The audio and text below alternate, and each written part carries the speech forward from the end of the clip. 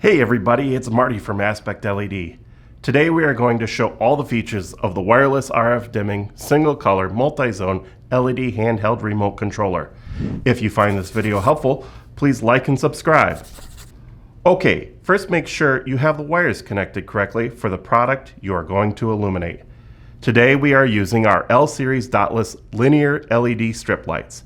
On this product, the red wire connects to the V positive terminal on the output side of the receiver. The black wire connects to the warm white or red terminal. Make sure the jumper next to the Learn button is covering both pins. Clear out the memory on the receiver by pressing and holding the Learn button for at least 10 seconds. The lights will flash and dim, indicating that the memory has been cleared. There are 4 zones available to control from this remote.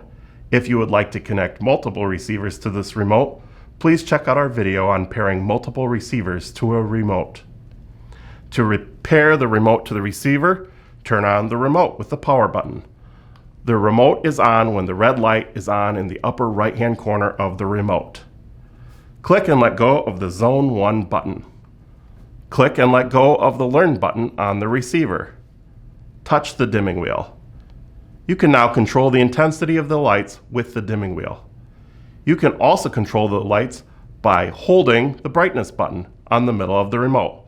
Press and hold to decrease and press and hold to increase the brightness. You can also control the brightness by clicking one of the 4 preset buttons around the power button. A quarter bright, half bright, 3/4 bright, and full bright. The bottom 3 buttons are scene buttons. If you find a light brightness level that you like, press and hold the scene button. It is stored when the connected lights flash. When you want to recall it later, just click and let go of the same scene button. Thank you for watching. If you find this video helpful, please like and subscribe.